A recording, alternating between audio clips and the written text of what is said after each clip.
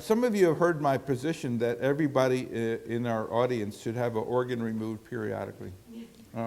We have all unnecessary organs and that would allow us to go on the other side of the bed rail.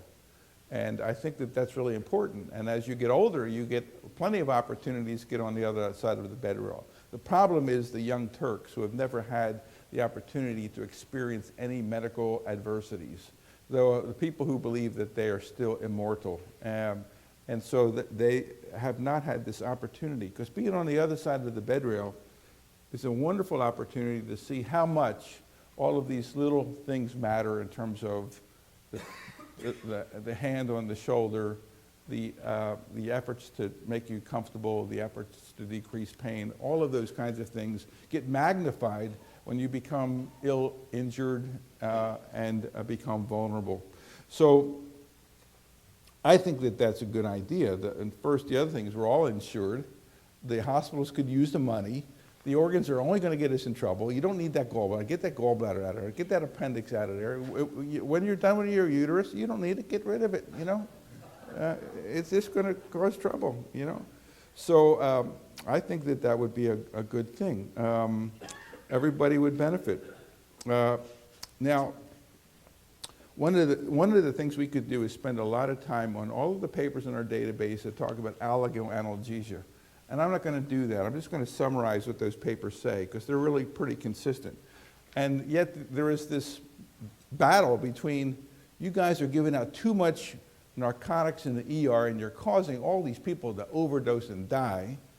And as a result, in the city of New York, and there are 11 municipal hospitals, they have these guidelines, quote unquote, that says you will not fill a prescription that has been lost for a narcotic. You will not, we don't care if the dog ate it, we don't care what it was, we're not refilling a lost prescription.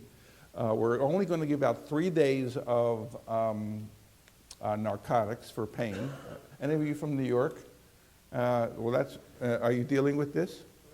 Are you at one of the municipal hospitals?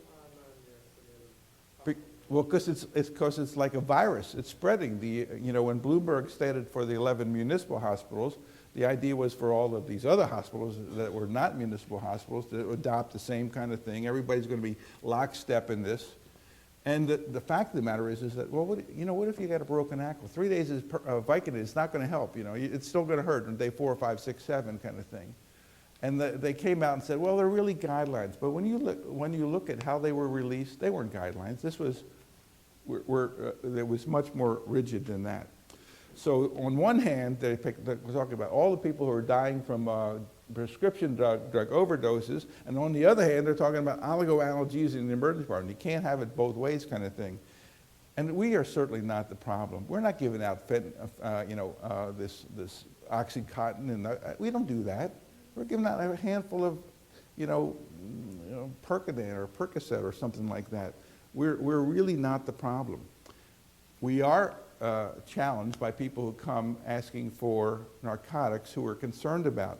And more states now are developing these databases that can tell you who's been looking where for prescriptions. California has one, and I think New York has one as well. And then one of the mandates is that you have to look in that database.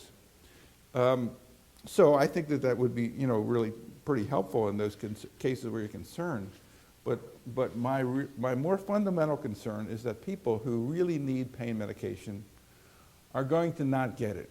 That would be the greater sin. I'd rather give somebody pills who is fooling me than not give pills to somebody who really needs them. I mean, our job in terms of, the job of doctors, up here at the top is the relief of human suffering. Below that is making the diagnosis and things like that. But relief of suffering, and we can do that. We've got all the medicine we need. We just need to have the will. But when I do these courses, I see people who have really maybe they work in ERs where there's a lot of people who are drug seekers, but they've become over time a bit of a hard ass about this stuff. And they kind of think that everybody's trying to, get drugs off of them. And I'm wondering how many people suffer as a result of their view that, everybody's looking for drugs. In any case, I think that you know, some of the pediatric ERs have kind of billed themselves as Ouchless ERs. I don't know why it needs to be unique to pediatrics. I mean, people are afraid of shots and drawing blood, and just like kids may be. So I would just want to go through some examples of what we're talking about. As I mentioned, the entire literature on this oligoanalgesia, all of these studies say, who doesn't get adequate pain medicine? They say kids don't get adequate pain medicine. The elderly don't get it. Women, minorities, the uninsured, the highly educated, the sickle patients are all classes that have been documented, at least in prior studies, not to get the fair shake. The only ones who appear to get it are white males. That's it. Everybody else. And one of the most fascinating studies on this was done here at UCLA, where Knox Todd did these studies where they looked at the use of pain medication for long bone fractures in Hispanic patients. And they basically found that Hispanic patients got substantially less narcotics than did opiates than did the Anglo patients. And it was like, well, why is that happening? And they thought, well, maybe the Hispanic patients were not expressing their pain aggressively enough to make the doctors want to give them pain medication. So they did another study and basically concluded that that was not the case at all. And they had Hispanic doctors were giving Hispanic patients less pain medicine than Hispanic doctors were giving to white patients or Anglo patients who had long bone fractures. And then that doctor who did that study moved to someplace in the South. Where was that, Greg? You know where Knox Todd was in the South? Anyway, yeah, so all of these African American patients did the identical study down there. And African American patients got less pain, less narcotics, long bone fractures than did the white patients. Same thing. And it was like, well, how can you possibly explain that? And the fact is, it is very difficult to come up with an explanation that is what you really want to hear. And the same thing, black doctors gave less pain medication to black patients with long bone fractures down in Atlanta. Same identical study format. And so I guess we just got to be aware of these kinds of things, why they happen. You know, our wiring is such that it was unequivocal that it was occurring. So I've got a couple of questions for you. Why don't we use patient-controlled analgesia? I bet you not one of your ERs uses patient-controlled analgesia. Anyone? Oh, really? Well, you're excused because you're from Australia, which is an enlightened place, and you're from New York, which is not an enlightened place, obviously. You know, it's like, so the literature on this is very clear. All the people who get operated on basically got this little button that they can push kind of thing. My wife had her knee replaced. She had that little button kind of thing, but nobody wants to do it in the emergency. They say, oh, it's too much hassle kind of thing. But what about grandma who just broke her hip? She's going to be in pain for a long time. This is not like it's going away in the next hour, kind of, and she's going to be going to the floor, she's going to be going to x-ray, they're going to move it around and all these other kinds of things. And she's still, you know, she's quite you know, mentally with it, so she can push a button. Why don't we do that? The literature is compelling. Trauma, abdominal pain, sickle pain, 3 papers here. What is your experience with using this in your department? They just started implementing it in this past year. Pardon me? They just started implementing it within this past year, and it's still not widely being used. I would think that it would not be embraced. And I would think the nurses are going to say, this is a hassle. This is a hassle. This is a nurse-driven kind of thing. That's why I think that when you get into this idea of this Ouchless ER and trying to focus, you're going to see people roll their eyes and say, oh, geez, you know, what are we doing? They're going to Ouchless ER. Those people basically need an organ removed immediately. They need to go on the other side of bed rail immediately. Don't roll your eyes. But in any case, this is generally viewed as it's too hard to do this. We have to get the pharmacists involved. The pharmacists love to be involved in the things that you're doing in the ER. They want to participate. So those are things that you can consider. It works great on all the patients who got surgery, but as soon as you come down to the first floor, it doesn't work here. We give these serial boluses. where the patient says, I need a pain shot. They, try to ring the bell. The nurse comes about 20 minutes later. Says, I really need pain kind of thing. Nurse goes out, goes to the Pyxis, well, she has to get an order from the doctor, then goes to the machine to get the medicine, then gets a phone call from her boyfriend kind of thing, talks for 20 minutes, and then the patient finally gets the medicine. So there's this thing is happening all the time in the ER with regards to these intermittent boluses of pain. And the other thing is some people, we had a surgeon in our hospital, senior doctor, came down to see one of our patients in the emergency department, was having some belly pain. He wouldn't have been called if it wasn't legit kind of thing. Winds up giving this patient 2 milligrams of morphine. And this guy's probably in his 60s, and I wondered how many patients over the last several decades have been getting 2 milligrams of morphine out of this doctor who really doesn't, he needs to have an operation immediately, immediately. Nitrous oxide. Now I know you guys in the Aussie use it. Does any U.S. hospital use nitrous oxide? Any? You do? PTD. Well, that's what they have with the papers on it there. Gregory? We stopped using it because of staff abuse. Yeah, the tank was always empty kind of thing, always empty. Well, but the Aussies use it, and they're using the 70-30. We were using, there's 3 papers here on nitrous oxide. You don't need to start an IV, rapid onset, rapid recovery, and we have made no movement in this country to go to 70% nitrous year after year after year after year. Put on the mask on, start that IV in the little kitty kind of thing, or supplement other kinds of analgesia. And the Aussies, they're going to say, what's with you people? You like it, yes? Yeah, you like it. Yeah, we don't have, we have no pipes. Our pipes are given oxygen. Most people don't need oxygen. We give it to everybody kind of thing. We give nobody nitrous oxide kind of thing. And you've got it piped into your ER. That would be very cool. They got all these brand new ERs. You got a new ER that's got nitrous pumped into it? No. And they use 70%. The air we breathe is 21%. They're using 9% more oxygen than we are getting now. So the idea, we might, harm, it's not going to. Anyway, why don't we take this back? Why don't we just be a pain in the ass to the hospital and say, we want nitrous oxide here. We want 70%. They do sell it in the United States. Nobody's buying it. I like this other one. Have you ever heard of this paracervical injection technique? Anybody ever use this? You're shaking your head. What do you think?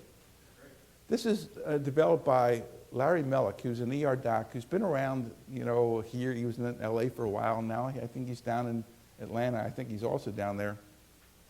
He and his brother basically have written a number of papers where basically you go down a C6 or C7, go over 3 centimeters and inject straight in an inch and a half, 1.5 mLs of 0.5% Marcaine on either side for no matter what is wrong in terms of your painful, your headache, you got jaw pain, you got a toothache, whatever it is kind of thing.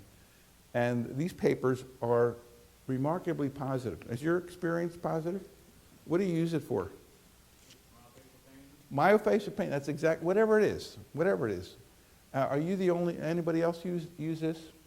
It's just paracervical. You're not going to puncture a lung or anything like this. It's right into the muscles. If you take a look at his 2 papers, and I also put down a YouTube video by Al Sacchetti. Al Sacchetti, our friend on this faculty, shows a picture that some lady there's got a headache.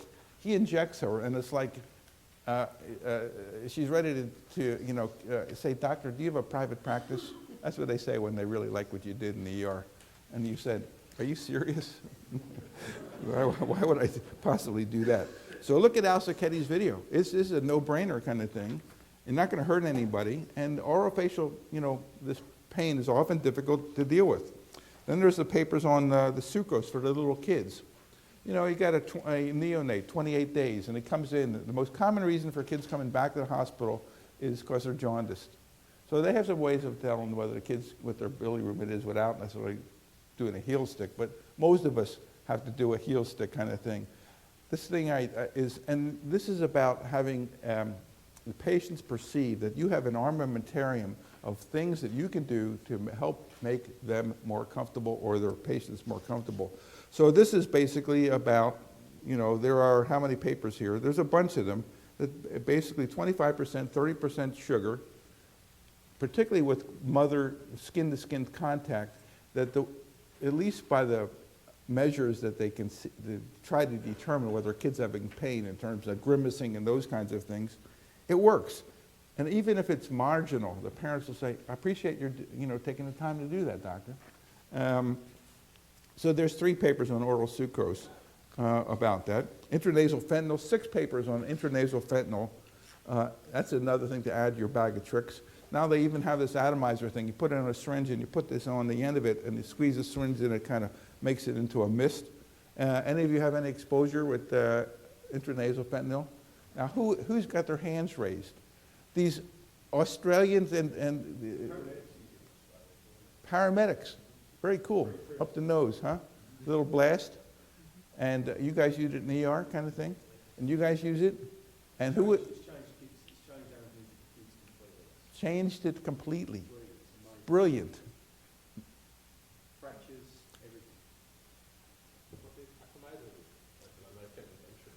everything. We can invent it, we just don't use it, But 6 papers, no IV, quick squirt. You'll get a lot of style points with mom if you do that. And all of these doctors here from Australia use it. And any of us in the US, anybody? 6 papers, you use it. What do you think? Oh, you just started, okay. Well, consider it. Bring it back to the ER and say, we want to do this intranasal fentanyl stuff. They sell these little jobbers that go in the end of the syringe, makes it a little mist, and you progress your treatment, particularly in an area where this is about pain medication in kids. They got a distal radius fracture, that kind of stuff. So it's great when what about the Canadians? You've heard about it. Oh, you've heard about it. Yeah. No, okay, no credit for you guys. What's that? Nitrous and nasal fentanyl. Yeah, we're 0 for 2 in that one.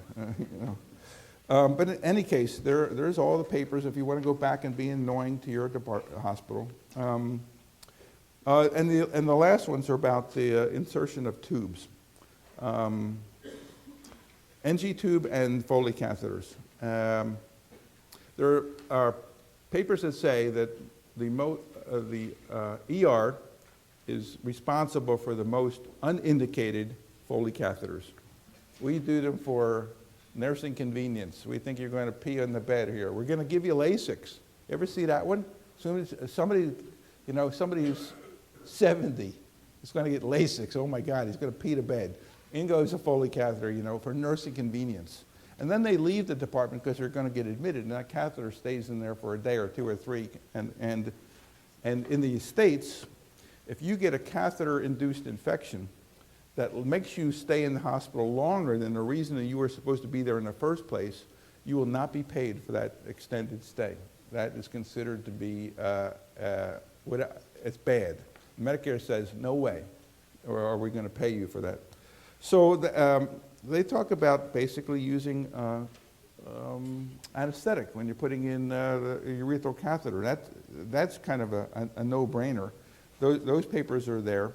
And the nasogastric tubes, those papers are also there. And nasogastric tubes are generally unindicated. The idea is, well, I wonder if they're vomiting blood. Well, you see the blood around their mouth. I probably think that's probably they're vomiting blood. They say, well, we have to empty the stomach. Well, show me the paper that says that you need to empty the stomach. We got to get those clots out. The last I heard is those clots are supposed to be there. We're going to hose down the stomach, and irrigate that out, with, ice saline was like 1960. So my sense is, pancreatitis, you read the literature on pancreatitis, we have to have GI rest. Unless you're vomiting a lot, there's no benefit at all in pancreatitis for an NG tube. Plus it makes the patients miserable. There was a paper we had that ranked, the ER patients ranked the things that were they viewed as most obnoxious. NG tube was at the very top of the list. And I remember when I went to medical school, I'm from Philadelphia, and in Philadelphia you got lots of medical schools. They've been there since 1800. You got University of Pennsylvania, you got Jefferson Medical School, they had Temple Medical School, they had another one. In any case, so I applied to all the medical schools in Pennsylvania and Philadelphia because that's where I lived. I thought, I was going to be a brown bagger commuter to medical school. And I interviewed at Jefferson, and I thought it was pretty nice kind of thing. And then I heard that they put NG tubes down themselves and started IVs on themselves. I crossed that place out, I said, I'm not going there. So I went to Temple Medical School where they didn't do that. But in any case, these papers on, making NG tube more acceptable in terms of, they talk about, you do the lidocaine atomization kind of thing, then you make that tube as soft as you can so it's a piece of spaghetti. You see these people putting this in ice. It's like putting a rebar down there, for crying out loud. So no, there's some technique issues, but most of them are, if you think about it, they're really unindicated. But there are papers here talking about how to make it as tolerable as possible. We're not going to cover the eye stuff. That's covered in the MISS. Topical NSAID patches. There's only one in the U.S., diclofenac. Papers 27 and 28 say they seem to work a little bit. Topical NSAIDs. It's kind of strange. Would you put an aspirin on your knee? I don't know how that works, but anyway, they do that. The ketamine papers are covered elsewhere.